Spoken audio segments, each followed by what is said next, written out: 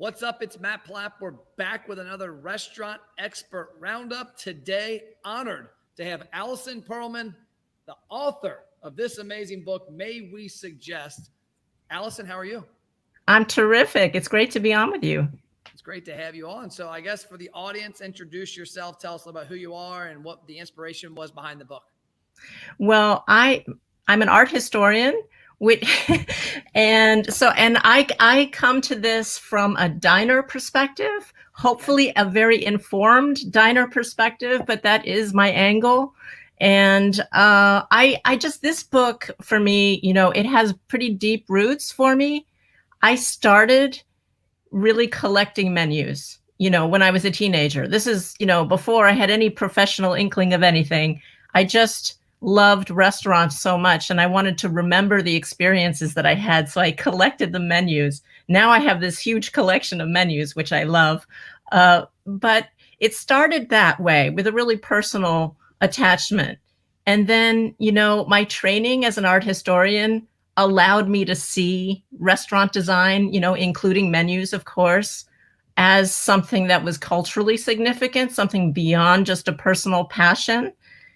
And as I studied restaurant design, I learned more and more about restaurant business, about operations, because if you're an art historian, any art historian will tell you there is always a connection between aesthetics and economics, right? The two are kind of always linked together. So, of course, that's true here. That's true with this book, and the more I studied this, the more I really came to appreciate just how much menus do for restaurants, right? Just how central menus are to so many aspects of a restaurant.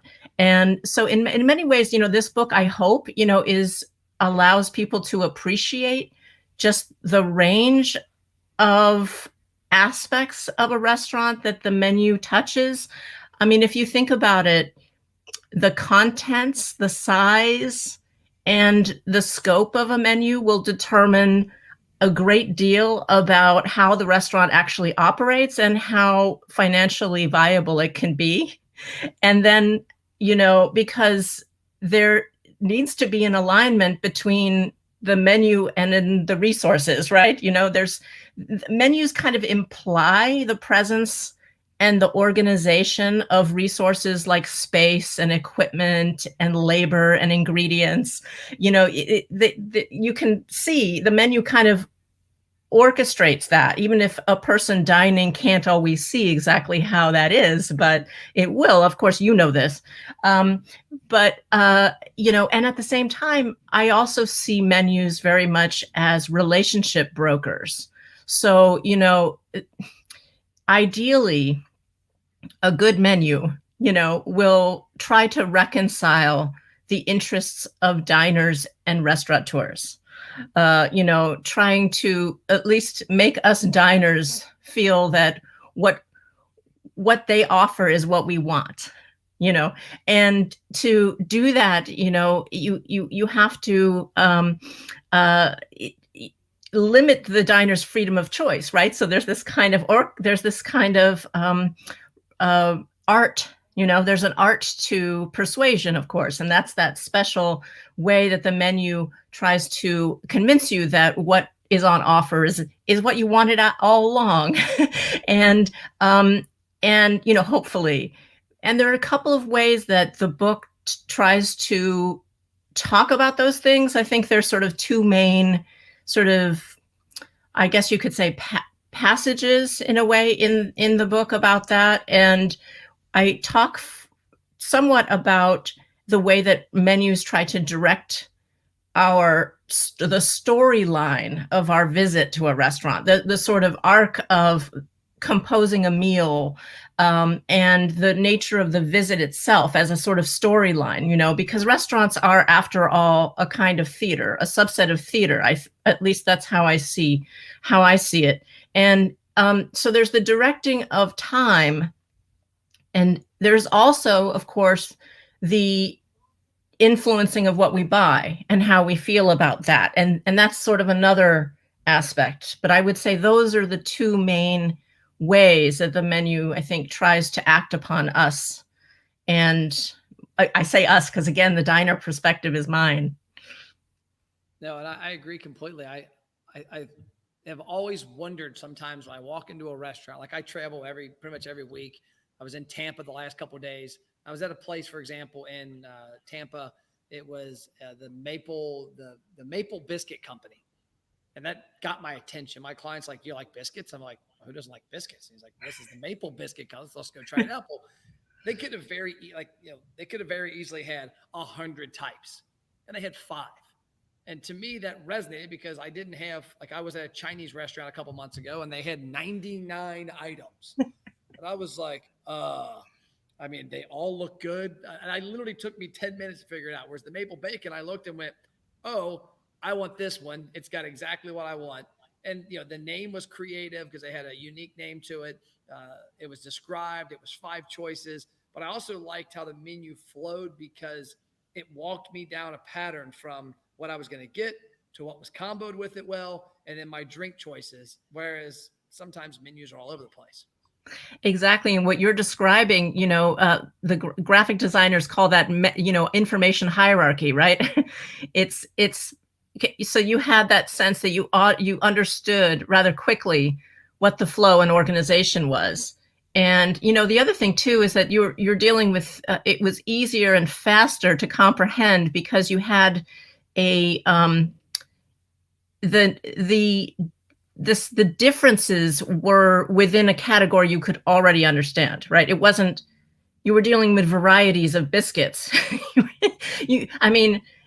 So that makes things a lot easier. It also makes it easier to have a longer menu if you have familiar items, right? So that issue of menu size, that I actually devote an entire chapter to the question of how long is long enough? How short is too short? Right? And it really depends on so many factors, but familiarity with the category has a lot to do with it. What the chapter that got my attention thinking about that was chapter 4, the right amount of choice. Yes, that's it. Yeah. And that it really, whenever I think of that topic, I literally go back to 2 examples. The Chinese restaurant, for whatever reason, everyone I've ever been to, it's like 99 choices. And then you go to Chipotle. And I actually read an article recently. You mentioned Chipotle in here in one of the chapters. But I remember going to Chipotle and it looks basic. You've got, do you want a bowl, burrito, or tacos? And then it's, do you want one of these 4 proteins and this type of rice? And a buddy of mine was telling me he read an article. There's somewhere like 2,200 possible scenarios there. But in your mind, it's really simple. It's right. Yes, I want a bowl. I want white rice. I want steak. And I want mild salsa and cheese. It's easy. If they were to take all those combinations, they'd have a line that never moved. That's exactly right. That's exactly right. And actually that experience is similar to the artfulness of some of the digital menus that I talk about in the book also. There's that idea of sequencing your choices, right? Bringing you along a sort of a script and a sequence, which of course is what all of the digital menus do, really, in some level. You're kind of going through a flow of choices, but and the opportunities there, of course, for salesmanship are that much more, more focusing the attention of the diner, the customer, as you go along, and you really kind of have their attention at each moment, as opposed to the sort of experience of an environment where everything is present all at once, right? You're kind of being directed along a flow, creating very specific opportunities. And of course, now with all of the data and analytics and intelligence that can get incorporated and used and flow into and get harvested and used, those suggestions can be very, very personalized. And so, of course, you have this incredibly sophisticated art of menu design now, as you know, which is fascinating. And talking about the digital menus, you reminded me of something. My wife and I were in South Beach, Miami, first week of December, and we're walking down the street, and we had already had breakfast. It's like 10:30. We had a late breakfast, and I had some business meetings, and we had like 4 hours to kill. So like, okay, let's go on the beach, just walk South Beach. And we're walking, and we come across this restaurant called the, excuse my language, it's the name of it. It's called the Bacon Bitch. And it's a trendy little spot on South Beach. There's a couple locations, I believe, across the country. But they had, instead of having sports play on their TVs, they had incorporated menu boards. In a restaurant, you wouldn't typically think about having menus like this. You would typically not see it there. And they had just the pictures. And that's what I love the most. Like, you got a menu and it's this big. It's hard to really captive. But when you're walking down a street and you see the name that caught my attention, the name of the restaurant to begin with, I'm like, am I reading that right? And then I look, and 4 TVs just rotating through huge giant burgers and steak and eggs and bacon. I looked at my wife and I'm like, I'm not hungry, but how are we not eating right now? And she's like, okay, we got to be focused. We're going there. We'll eat lunch here. So we had a late lunch and it was amazing. Then we came back for breakfast, but it all came from a digital menu on a 70-inch TV. Oh, yeah. And so did those images move too, so to catch your attention? Oh, yeah. Right? That's part of it too, right? That sense of now, because it's very hard to capture people's attention. I mean, that's one of the difficult things about menu design, is how do you direct somebody's attention? Is we are so distracted. There's so many situational factors. There's so much also that we just, that restaurateurs actually really have no control over about our attention, or even how we process information, right? Because individually we're quite different in how our cognition works. And that's something I talk a little bit about too, is sort of visualizers and verbalizers. There's research that has looked at how different people process visual and verbal information. So the question of, how somebody is going to receive a description, a menu description, and will they form a mental image in their heads about that description, or will they not? Because some people don't. And then when you present them with an image in a menu that disconfirms their notion of the mental picture that they came up with their head, if they are visualizers, and they can be disappointed with that image or not, so it really, you're dealing with so many factors that are outside of a restaurateur's control. So it's very hard. So this art is, it just doesn't always work, right? Not that there's something you can't do about it. I mean, there's better and worse menu design, but it is still always going to be a bit of a challenge. Oh yeah, for sure. Now, speaking of challenges, this is a challenge that your chapter 5 about secrets and secret menu items. I've actually seen restaurants use this as a funny play on Facebook and Instagram, where the normal person reads the post and you don't think anything of it. But the person that's in the know realizes, oh, it's a new secret menu item, or it's this. I don't think it's employed enough by restaurants. Like, I was at a restaurant recently where a buddy of mine said, hey, I'm getting this. And I'm like, look, and he's like, oh, it's not on the menu, but you've got to say this because it was a unique, crazy burrito. And it just really made a different feel. And a lot of restaurants, obviously, if you're a chain restaurant, you're a franchise, you got certain things you got to stick with. But if you're an independent, I mean, you've got to use everything to your advantage. And talk about chapter 5 and secrets. Oh, yeah. Well, secret menus, right? I mean, there's a lot going on there. First of all, how do they work, right? Yep. In this paradoxical combination of secrecy yet rampant rumor, right? You want them to be secret, but not really secret, right? This is the whole trick with the secret menu. And how do they originate, right? How they originate is different. In the past, it has been very different depending on what kind of restaurant it is. The McDonald's secret menu has a kind of a different history than the, secret, what you might call a secret menu. It may be a full service,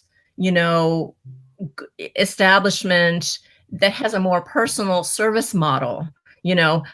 So that there can be very different kinds of secret menus, first of all, right? In terms of just sort of where we are and where it comes from and whether the diner's relationship to that place, because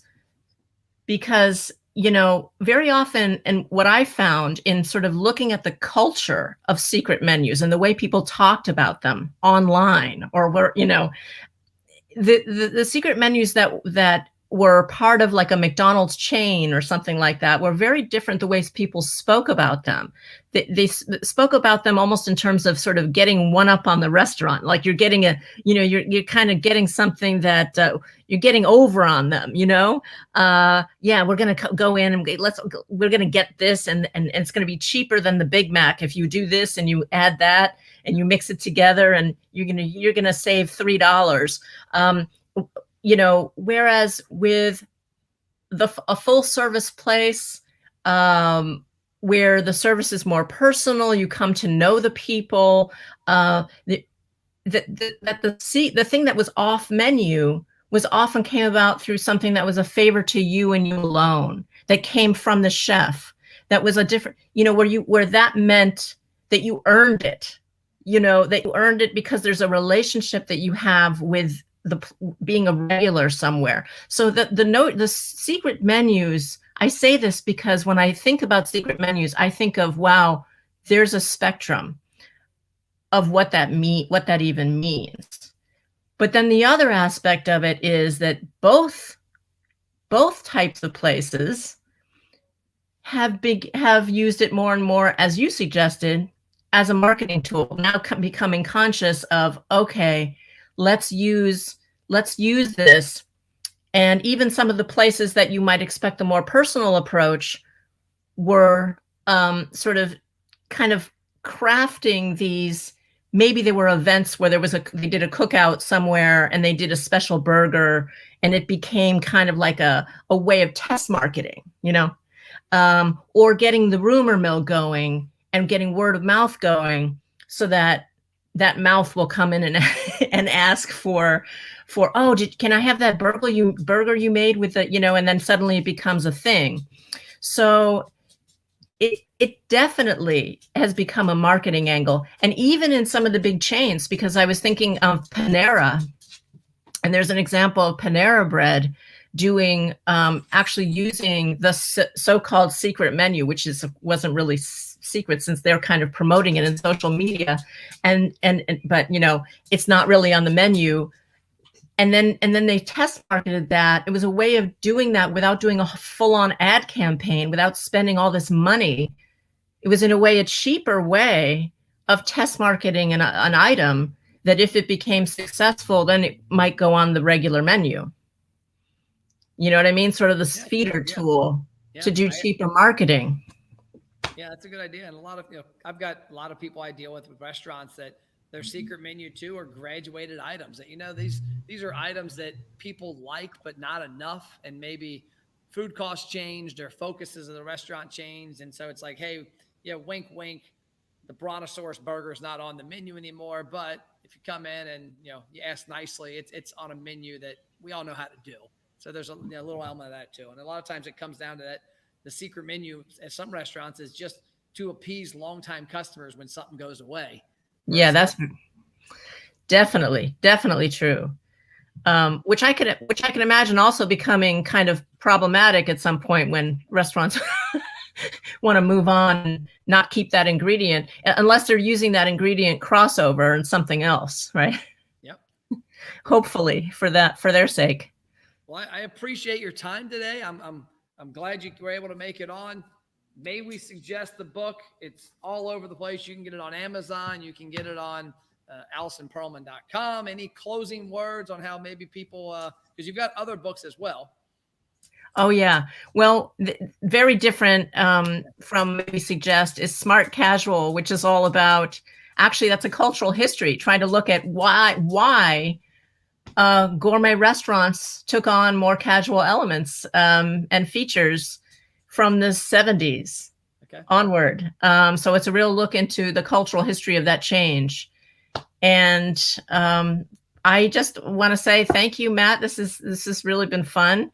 And I should also say one more thing about May We Suggest, which is that it's actually designed to be a good read. So I hope that, people who who read it will have will find, and some of it's funny, and there's a lot of stories in there. So you'll enjoy it too, hopefully.